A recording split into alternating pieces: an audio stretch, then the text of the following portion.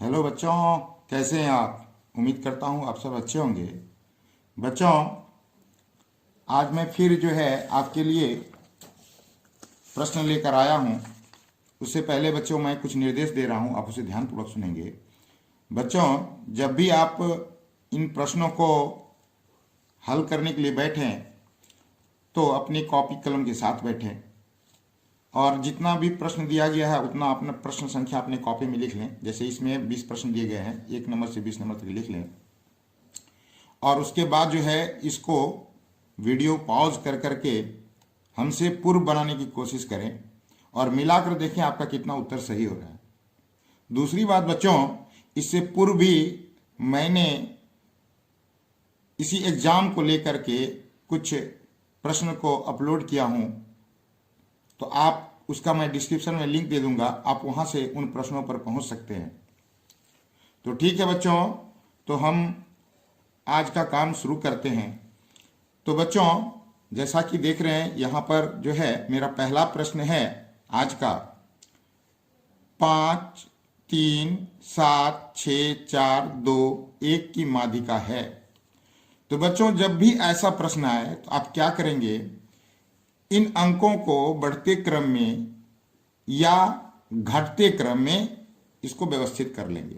तो बच्चों, मैं इसे बढ़ते क्रम में अभी व्यवस्थित कर रहा हूं, आप देखें कैसे। जैसे इनमें देखें, सबसे है छोटा कौन, 1, उसके बाद क्या है 2, उसके बाद क्या है 3 है, इसके बाद क्या है 4 है, 5 है, 6 है और 7 है। 5 है, 6 है और 7 है, 4 भी है जो कि मैंने लिख लिया है। टोटल कितने अंक हैं इसको गिनना पड़ेगा बच्चे लोग निश्चित रूप से गिनेंगे। 1, 2, 3, 4, 5, 6, 7। यहां भी हमारे पास 7 अंक हैं, 1, 2, 3, 4, 5, 6, 7।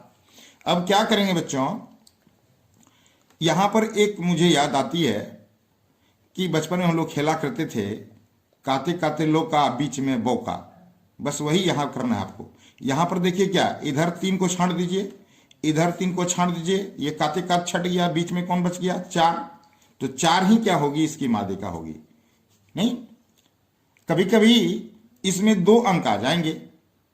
जैसे कि सपोज दैट कि यहां पर अगर ऐसा होता 1, 2, 3, 4, 5, फिर रहता 5, 6, 7। तो यहां पर अगर हम छांटें तो बीच में, तो अगर आधे इधर आधे उधर कर दें बीच में तो कुछ नहीं बचेगा। ऐसी स्थिति में हम लोग क्या करेंगे, इधर आधा छांटेंगे, इधर आधा छांटेंगे, इन दोनों को जोड़ देंगे और उसको आधा कर देंगे। जैसे 4 जोड़ 5 क्या हो जाएगा 9, और उसको आधा कर देंगे तो 9 का आधा क्या हो जाएगा 4.5। अगर ऐसा प्रश्न होता तो हमारा आंसर हो जाता 4.5। ठीक है बच्चों, तो चलिए ऐसा तो प्रश्न अभी है नहीं, अभी तो हमारे पास ऐसा प्रश्न है, इसलिए हमारा उत्तर हो जाएगा ये 4। तो ठीक है बच्चों, अगला प्रश्न लेते हैं। अगला प्रश्न है, यदि किसी वृत्त की परिधि और क्षेत्रफल समान हो तो वृत्त की त्रिज्या होगी। क्या कहा जा रहा है बच्चों, वृत्त की परिधि और क्षेत्रफल समान है तो त्रिज्या क्या होगी। तो इसके लिए आप जानते हैं बच्चों कि क्षेत्रफल का सूत्र होता है, वृत्त के क्षेत्रफल का πr² ना, और वृत्त की परिधि क्या होती है 2πr। अब कहा जा रहा है ये दोनों समान है तो हमने क्या कर दिया, बराबर कर दिया। अब देखिए यहां क्या है कि पाई से तो पाई कट गया, कहा जा रहा है दोनों का क्या है, क्षेत्रफल और परिधि समान है तो पाई से पाई कट गया। यहां r² का क्या मतलब हुआ, r गुना r बराबर क्या हो गया 2r।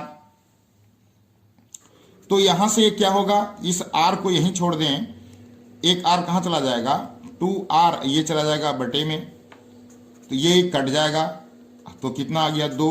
इसका मतलब हमारा उत्तर हो जाएगा 2 इकाई। चलिए बच्चों, अगला प्रश्न लेते हैं हम लोग।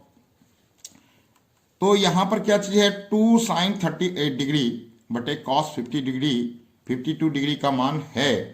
तो इसके लिए आप सूत्र जानते होंगे, साइन 90 डिग्री माइनस थीटा बराबर क्या होता है कॉस थीटा।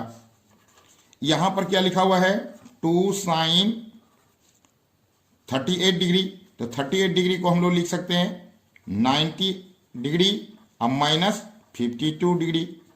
क्यों 90 में से 52 जाएगा तो कितना बच जाएगा 38 बच जाएगा, इसलिए हम लोग ऐसा लिख सकते हैं साइन 38 को ऐसा लिख सकते हैं 90 में से 52 जाएगा 38 बचेगा बटे क्या हो गया कॉस 52 डिग्री बराबर क्या हो जाएगा 2 साइन 90 डिग्री माइनस थीटा क्या होता है कॉस थीटा।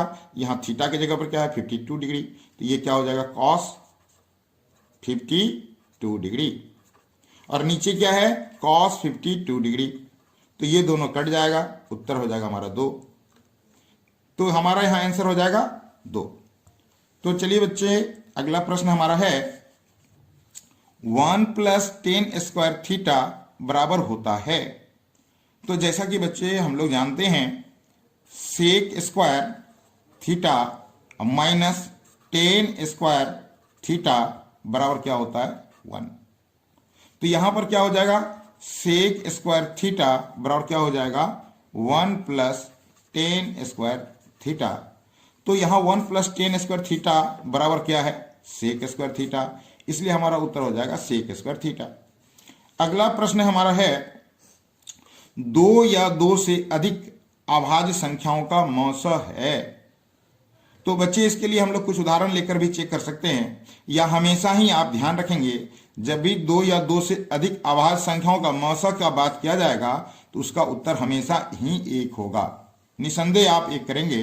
अगर आप इसे समझना चाहें तो 2 तरह से समझ सकते हैं, तो मैं एक तरह से समझाने का प्रयास करता हूं क्योंकि वीडियो बहुत लंबा हो जाएगा।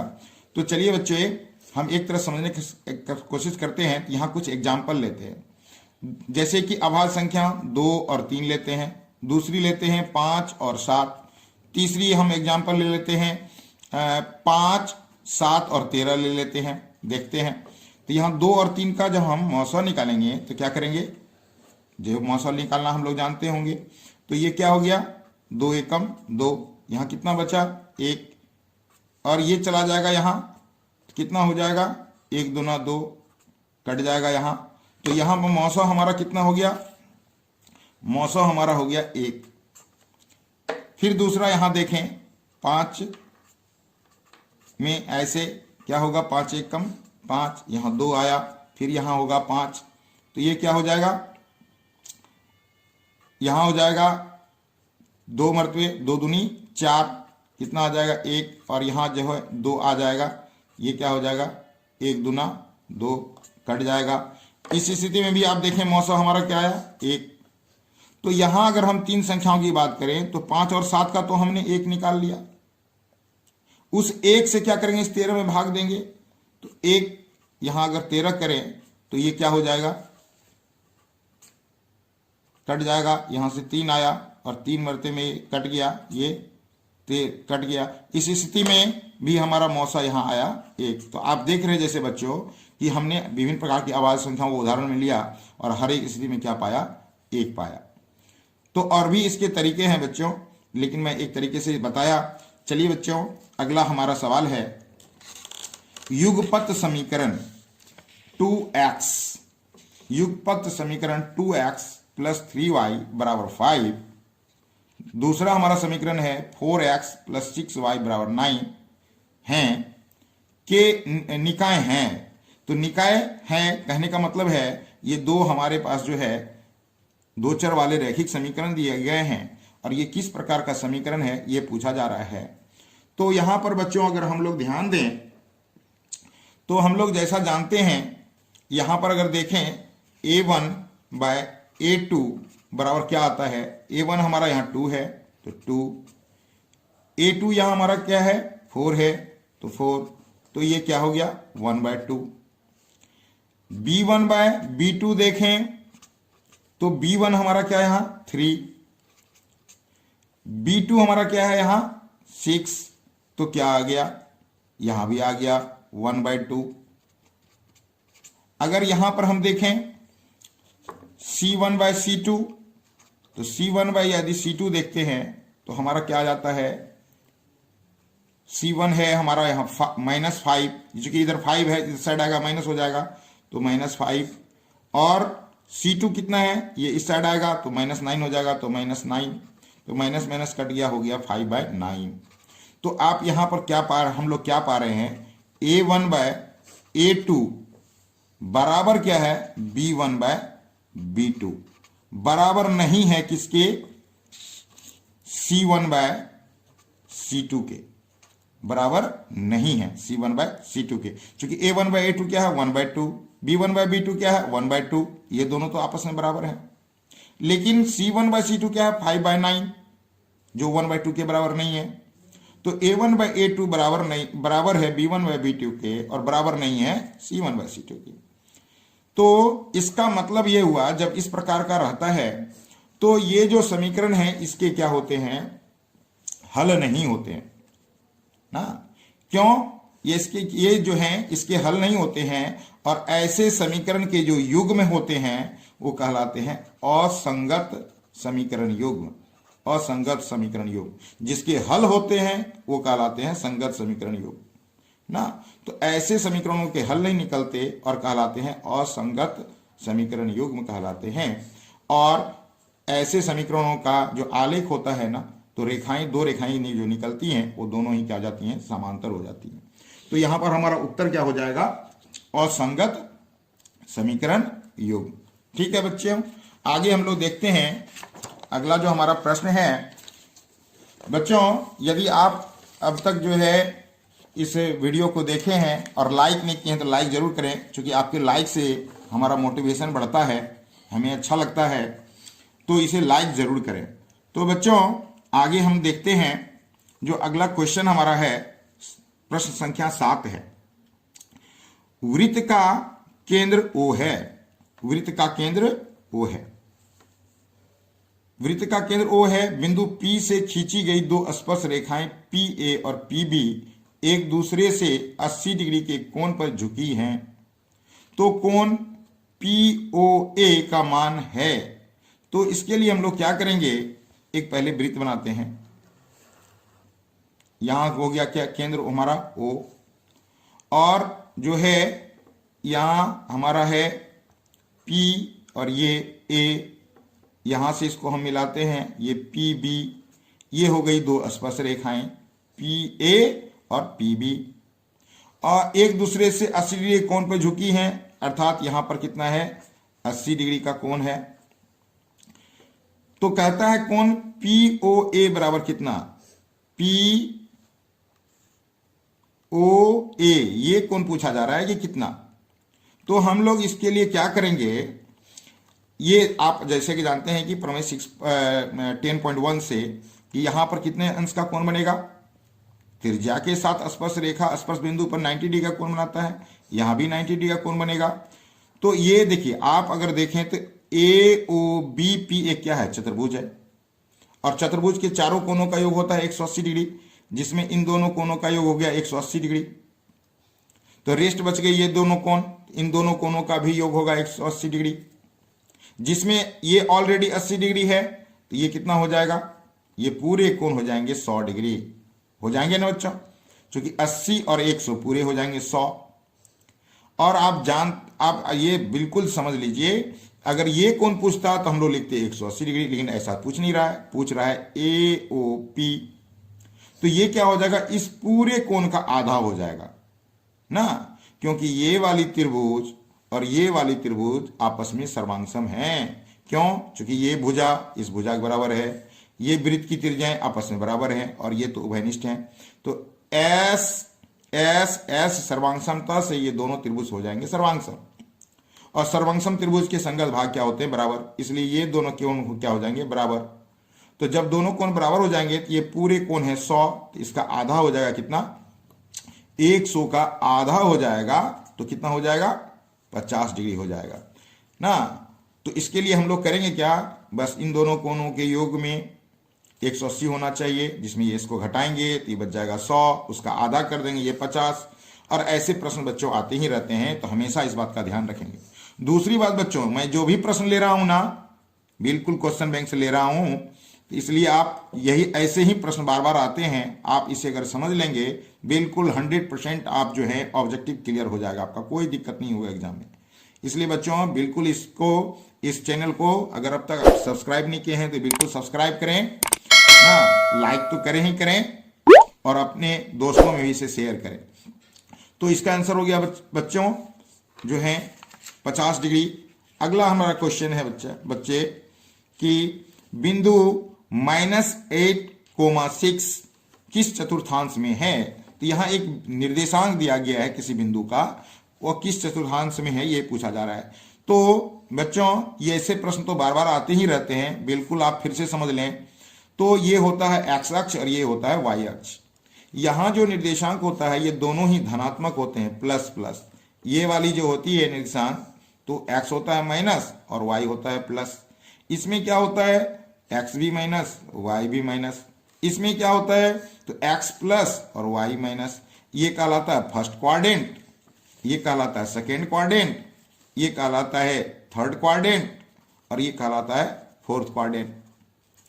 तो ऐसा है कि यहां पे है एक्स माइनस और क्या है वाई प्लस, तो माइनस और प्लस तो यहां है, तो ये हो गया सेकेंड क्वाड्रेंट में जाएगा, द्वितीय चतुर्थांश में जाएगा। तो ये हो गया हमारा बी, इसका आंसर हो जाएगा। अगला प्रश्न है बच्चे, निम्नलिखित में कौन परिमेय संख्या है। ये प्रश्न तो बच्चों बार बार आता रहता है, मैं पिछले कई सालों से देख रहा हूं, कई सालों से मैं 10th क्लास के बच्चों को पढ़ा रहा हूं तो देख रहा हूं ऐसे प्रश्न तो बार बार आते रहते हैं। तो परिमेय संख्या है, निम्नलिखित में कौन परिमेय संख्या है, तो जिसका मतलब है कि इसमें से बाकी अपरिमेय होगा। अपरिमेय की पहचान के लिए जो सबसे बड़ी बात है ये देखना होगा कि रूट के अंदर में होना चाहिए पूर्ण वर्ग संख्या नहीं, पूर्ण वर्ग संख्या नहीं। अगर कोई रूट में अगर पूर्ण वर्ग संख्या नहीं है तो ऐसी संख्या क्या कहलाती हैं, अपरिमेय कहलाती हैं। क्या कहलाती हैं, अपरिमेय। अब सवाल ये आता है पूर्ण वर्ग संख्या क्या होती है। तो पूर्ण वर्ग संख्या जो होती है, जैसे 1 का वर्ग कितना होगा 1, 2 का वर्ग क्या होगा 4, 3 का क्या वर्ग होगा 9, 4 का वर्ग क्या होगा 16। तो ये जो संख्या है ना, ये वाली संख्या कहलाती है पूर्ण वर्ग संख्या। क्या कहलाती है, पूर्ण वर्ग संख्या कहलाती है बच्चों, ऐसी संख्या। तो आप अगली संख्या बताइए तो क्या होगी, 25 हो जाएगा अगली संख्या, उससे अगली संख्या कितनी हो जाएगी 36 हो जाएगी।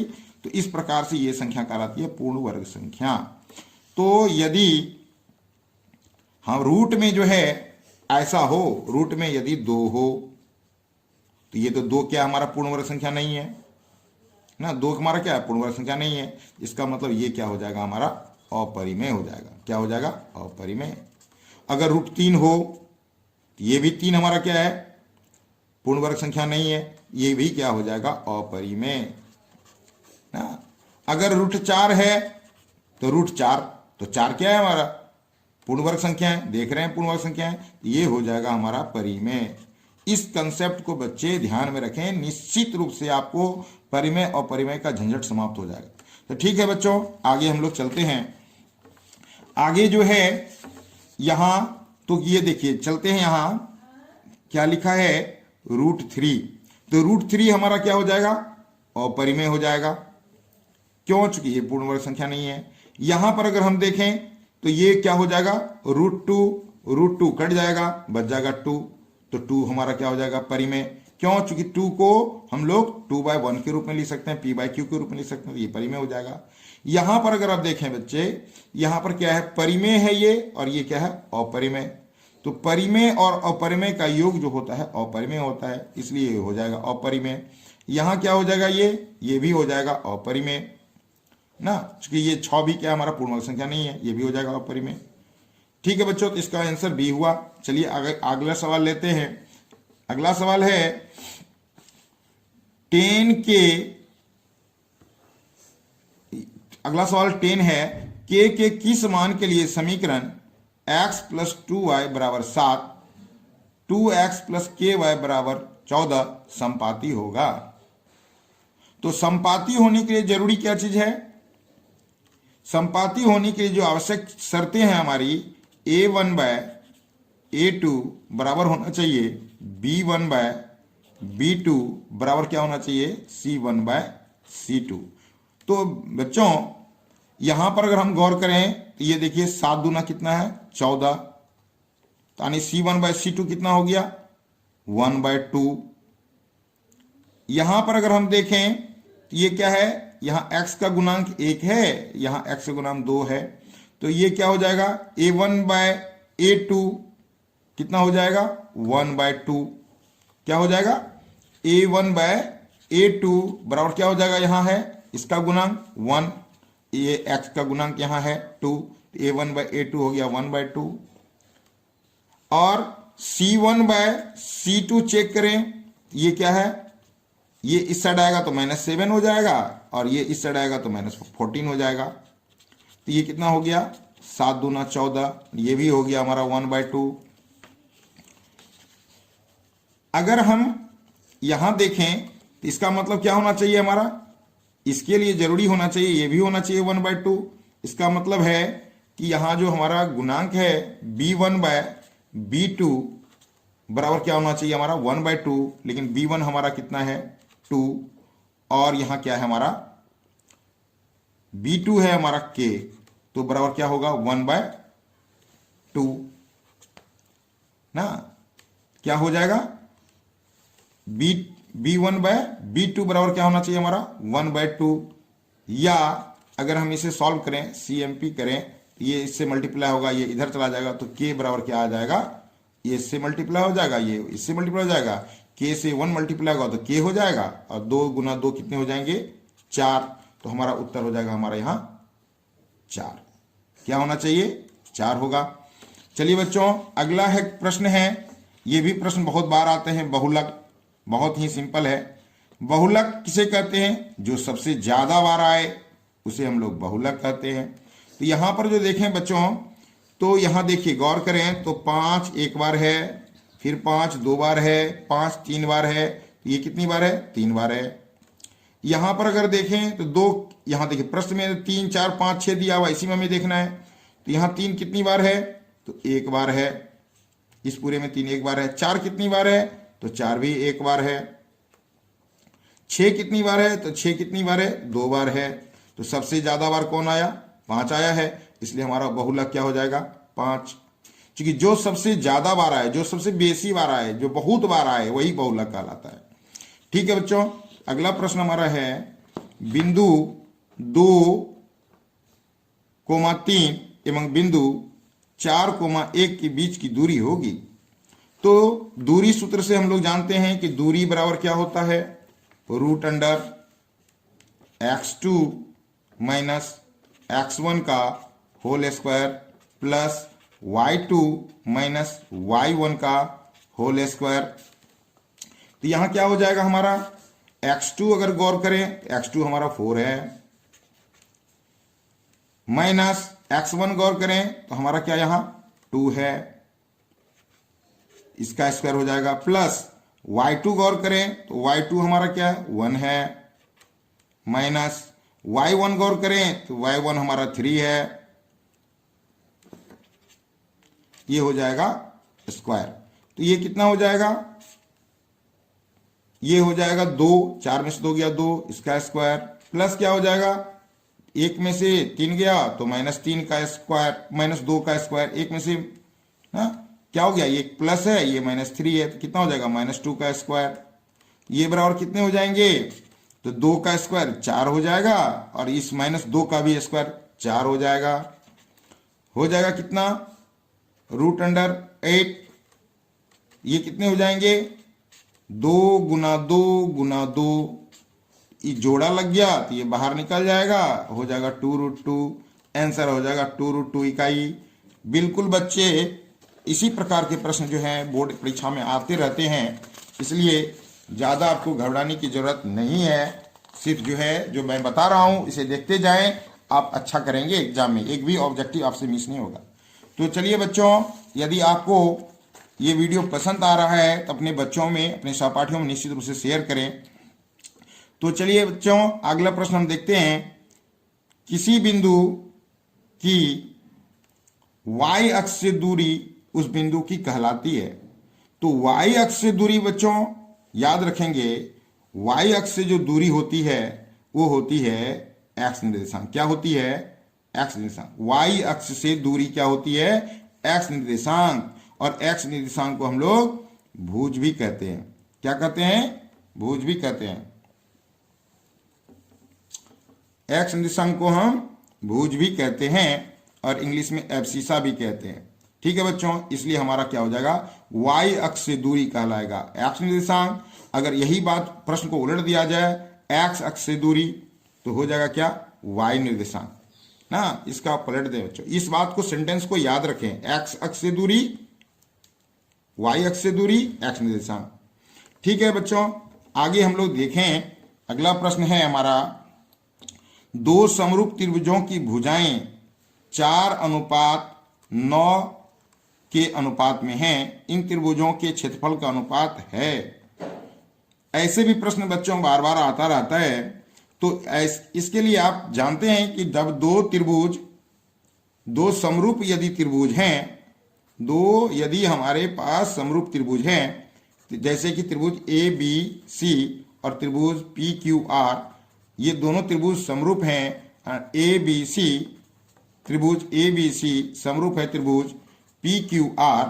तो क्या होता है? इनके क्षेत्रफलों का जो अनुपात होता है, area of A B C बटे area of triangle P Q R बराबर जो होगा, हमेशा क्या होता है? इनके भुजाओं के वर्गों के अनुपात के बराबर होता है। तो यहां भुजाएं अगर हम ए बी ले लें, यहां भुजा हम पी क्यू ले लें, तो इनके वर्गों के अनुपात के बराबर होता है।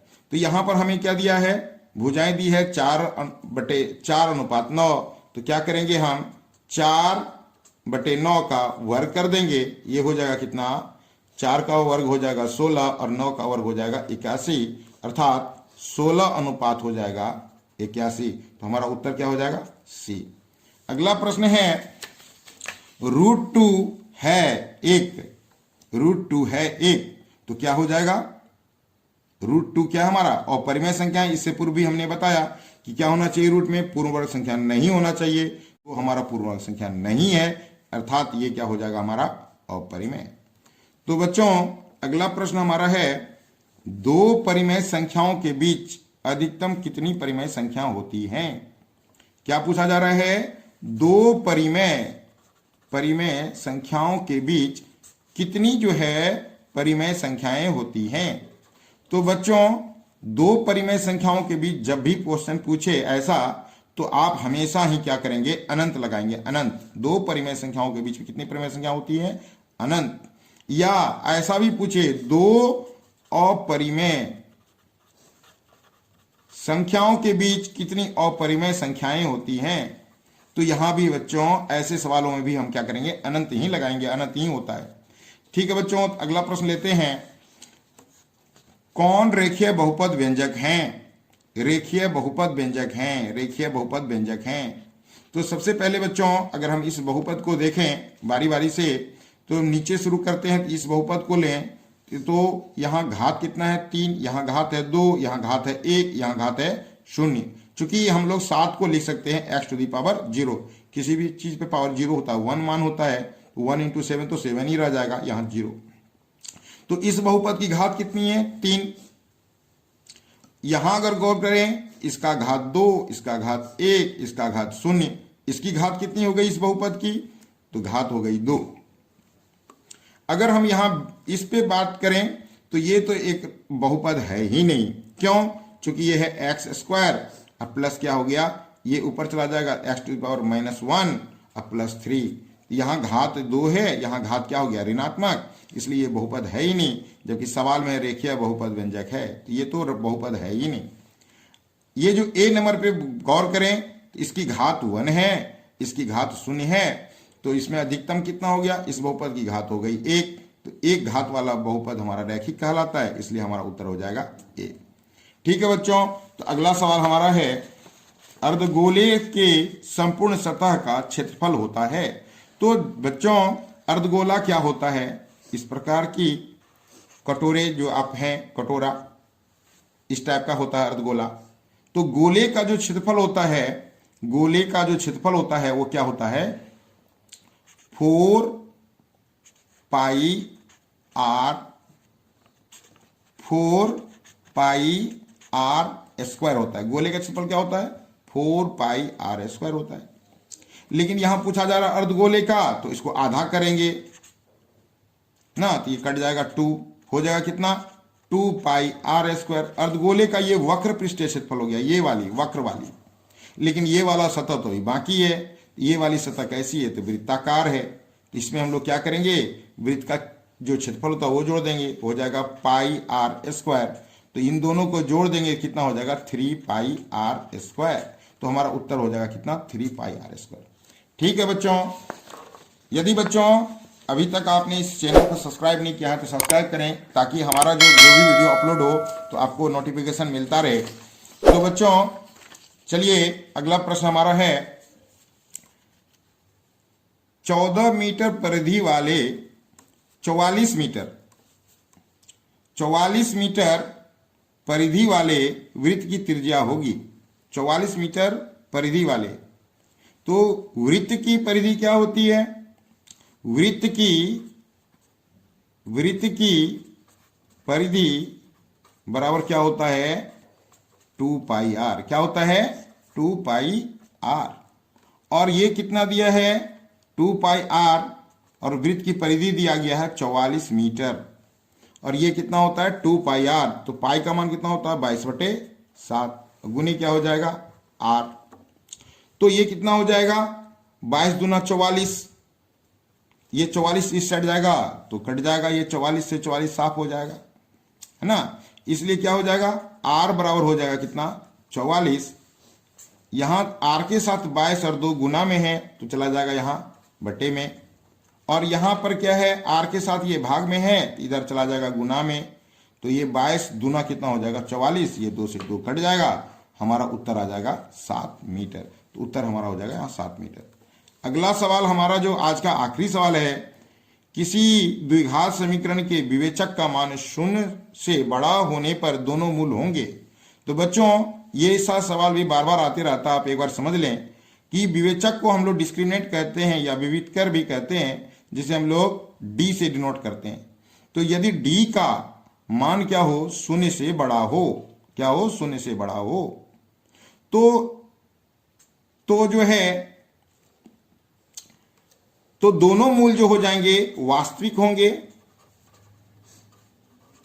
दोनों मूल क्या हो जाएंगे, वास्तविक हो जाएंगे, और जो है भिन्न हो जाएंगे। क्या हो जाएंगे, वास्तविक होंगे और भिन्न हो जाएंगे, भिन्न, दोनों भिन्न हो जाएंगे। यदि डी का मान जो है 0 के बराबर हो जाए तो ये क्या हो जाएगा, वास्तविक तो होगा और समान होगा, और क्या होगा, समान होगा। यदि डी का मान जो है वो कम हो जाए, 0 से कम हो जाए, तो जो हमारा मूल होगा वो क्या हो जाएगा, अवास्तविक हो जाएगा। इस बात को बच्चों याद रखेंगे, निश्चित रूप से याद रखेंगे, कोई किसी प्रकार की कोई समस्या नहीं होगी। तो यहां कह रहा है विवेचक का मान 0 से बड़ा है, तो यहां पर आप देख रहे हैं क्या है, ये विवेचक का मान 0 से बड़ा है, ये बड़ा है ना, बड़ा है। तो ये क्या हो जाएगा, वास्तविक और भिन्न। तो हमारा उत्तर हो जाएगा, यहां देखिए वास्तविक और क्या है, भिन्न, हमारा ये उत्तर हो जाएगा। तो बच्चों एक प्रश्न आपको मैं दे रहा हूं, कमेंट सेक्शन में आप इसका उत्तर बताएंगे ना। 9 sec square theta minus 9 tan square theta का मान कितना होगा। ए है 1, बी है 9, सी है 8, डी है 0। बच्चों इसका सॉल्व करके आप हमें कमेंट सेक्शन में इसका उत्तर बताएं, और इस चैनल को आप सब्सक्राइब करें, अपने दोस्तों में शेयर करें, और लाइक तो करें ही करें। ठीक है बच्चों, आज के लिए इतना ही, धन्यवाद।